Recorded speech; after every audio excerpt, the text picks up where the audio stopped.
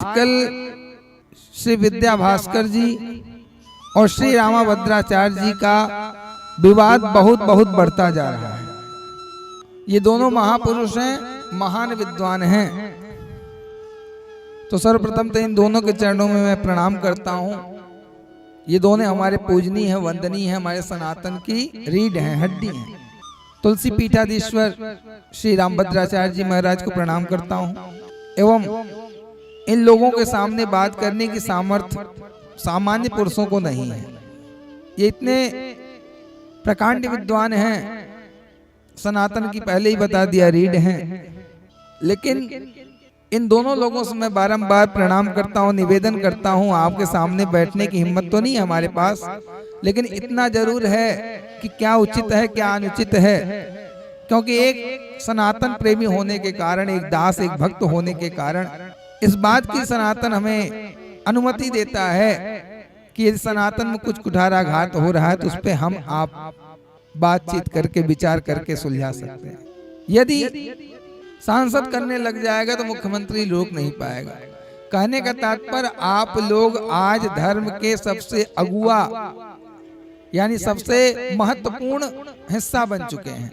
और यदि आप लोगों के अंदर ही इस प्रकार का द्वेष जो सोशल मीडिया के माध्यम से दिख रहा है, ये कदापि उचित नहीं हो रहा है। हाँ, यदि आप दोनों विद्वानों के बीच में कुछ छींटा कसी है तो उसे आपस में बैठकर विचार करके सुलझाने का अत्यंत आवश्यक है, सुलझाना।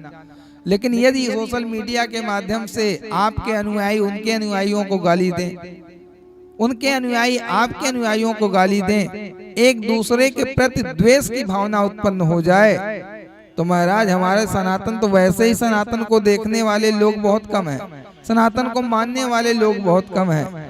अब आप जैसे उपदेशक, आप जैसे धर्मनिष्ठ, आप जैसे ज्ञाननिष्ठ, आप जैसे कर्मनिष्ठ, अगर आप लोग ही इस प्रकार से सोशल मीडिया के माध्यम से तू करेंगे महाराज, क्या होगा? हम जैसे छोटे मोटे लोग क्या करेंगे?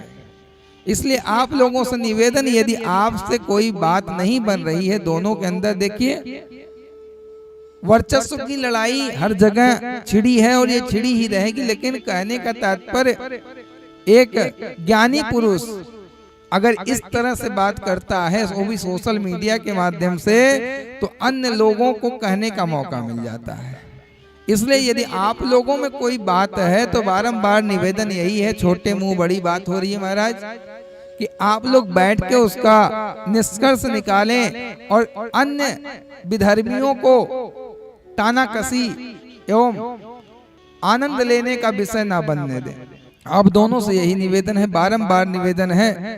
तो दीपक जी, ये जो कृत्य हो रहा है ये कदापि नहीं होना चाहिए। ये दोनों विद्वान हमारे बीच हमारे धर्म को अग्रसर करने वाले, हमारे धर्म को लेकर चलने वाले ये दोनों विद्वान बड़े पूजनीय हैं, आदरणीय हैं।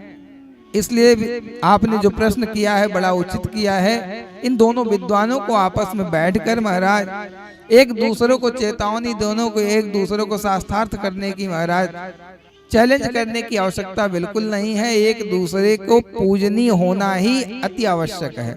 आप उनका सम्मान करें, वो आपका सम्मान करें, यही हमारा धर्म कहता है। और महाराज वर्चस्व की लड़ाई हमारे अंदर भावना आ गई तो महाराज औरों का क्या होगा, इस बात का ध्यान करके, आगे आने वाली पीढ़ियों का ध्यान करके आप लोग आपस की लड़ाई बंद करके आपस में बिल्कुल प्रेम की धारा बहा करके हम नव युवा पीढ़ियों को एक सीख दे के जाइए, ताकि हम लोग आने वाले समय में इस कुठाराघात सनातन प्रेमी, अगर कुछ ज्यादा बोल गया हूं तो आप दोनों महान विद्वानों को बारंबार प्रणाम एवं चरण स्पर्श करता हूं। लेकिन कोशिश यही कीजिए, ये उपदेश नहीं एक निवेदन है।